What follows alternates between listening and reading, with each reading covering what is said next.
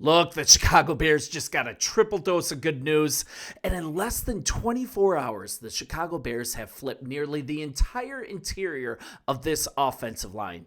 Three great things here I'm going to cover. First, we grabbed Jonah Jackson yesterday from the LA Rams. Just a huge pickup. You can point to his performance last year, his injury issue. They were playing him out of position at center. The Bears are going to put him back at his natural guard position. And if you look at his time in Detroit under our new head coach, Ben Johnson, the guy was an absolute baller and a Pro Bowler. So look at his past history if you want to really profile him.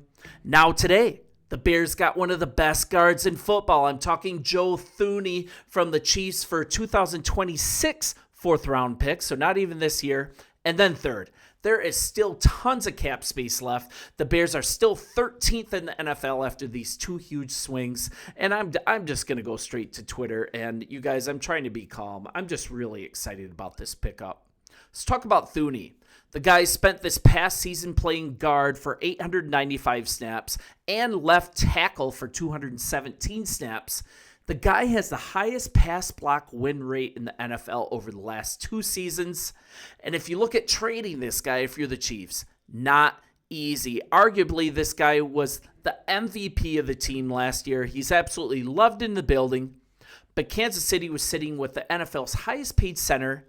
Now they tagged Trey Smith, the highest paid guard now. And being in that spot, it was really tough to extend Thuney, who is 32 years old. The Bears, on the other hand, can easily extend him. And first-year head coach Ben Johnson, he looked like an offensive genius during his time with the Detroit Lions. But they also had a stellar offensive line.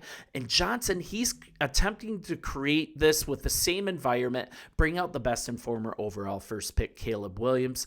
And he's kind of proving, he's made a statement that he thinks that he could revamp this offensive line in all at one time in 1 year. He's showing that it's possible. We just added 2 Pro Bowlers to this team. And if you're talking about Caleb Williams, he really impressed everyone under a really poorly coached team, a poor coaching staff. And now imagine what Caleb Williams is going to do with superior blocking. So here you go. What to know about Thuney. The guy was a massive fixture on the Chiefs' offensive line, 4 Super Bowl rings from his stints in Kansas City and back in New England, if you remember. And according to PFF, and this is incredible, Thuney has had a 90.2 pass blocking grade since 2021. So what does that mean? This is the best among all guards in the NFL. The best, a 90.2 since 2021. But the best part of his game is also durability. He started all 20 games for the Chiefs in 2024, and over his last 9 seasons, the guy's only missed 2 games. So a little more detail on his resume here. 4-time Super Bowl champion, like I just said, 2-time first-team All-Pro, a 2-time second-team All-Pro, and a 3-time Pro Bowler. So what does this mean? In 2 days, the Bears have overhauled this offensive line. Their Tuesday trade for Jonah Jackson, that solidified 1 spot on their offensive line. And now we solidified the other side with Thuney. He's going to fill the other side. And GM Ryan Poles said the Bears were going to be aggressive this offseason. This is exactly what he meant.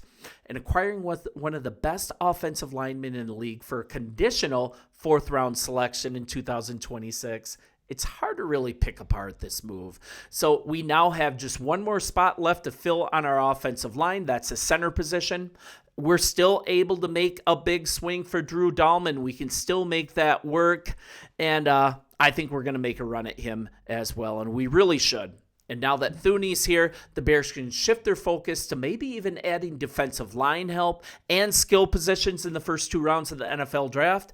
This might bring Ashton Jeanty into the mix here. That might be really excited. He's already scheduled for a top 30 visit in Chicago.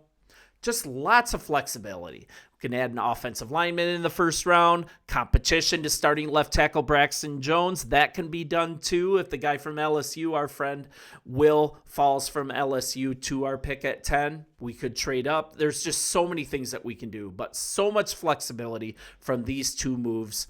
And we're getting a guy, once again, first team All-Pro in 23 and 24. And that's after he signed his 5-year, $80 million contract with the Kansas City Chiefs. I'm going to get to the cap hit in just a minute. Helped the Chiefs win the Super Bowl in 22 and 23, so that's impressive in its own. But the guy was instrumental in shoring up this offensive line that really had problems, a lot of injuries. The guy moved to left tackle, absolutely balled out at left tackle even though he was out of position. And it was before they lost to the Eagles. You know that line was absolutely dominated by the Eagles' defensive line. It was just sick. But the Eagles were playing on their heads. The Eagles were a force to be reckoned with. And we're looking at a guy that was playing out of position and held the line together through the playoffs and got them to the Super Bowl. Now he's going to be played where he belongs at guard in Chicago now. So let's just judge him on that. A former third-round pick, really established himself as one of the premier offensive linemen, premier guards for the New England Patriots, came to the Chiefs in 21, and he's just maintained his high-level play throughout his career and helped the Chiefs win 2 Super Bowls, combining with Creed Humphrey and Trey Smith, one of the league's best interior offensive lines. Entering his age 33 season, remains one of the league's elite players still. Started 146 games over his 9 seasons. Only missed 2 starts once again. And this past season, 895 snaps playing guard, 217 snaps playing left tackle, and still with that, he still had one of the highest pass block win rates in the whole NFL, not only this last season, but the season before. It's just a huge win. I think this just really moves the needle in our favor. And the fact is, as well, we don't have to pay way too much than we should. We don't have to overpay for a mediocre guard because we've got Jonah Jackson. He's not going to be a huge cap hit. I'm going to get to that as well.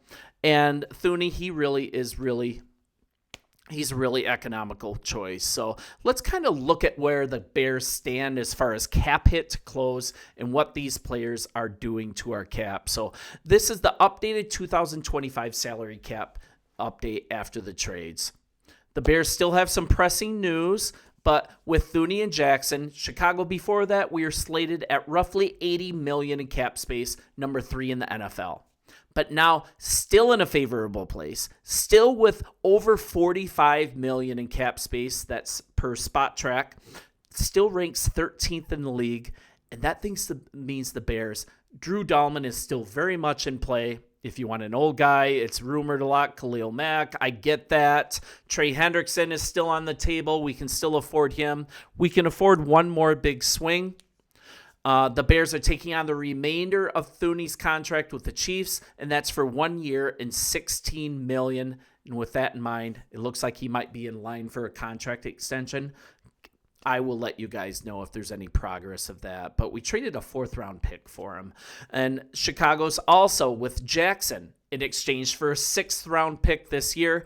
A big reason for that the Bears were able to get him, they took on the remainder of Jackson's deal, and that's a $51 million contract he signed with the Rams last offseason.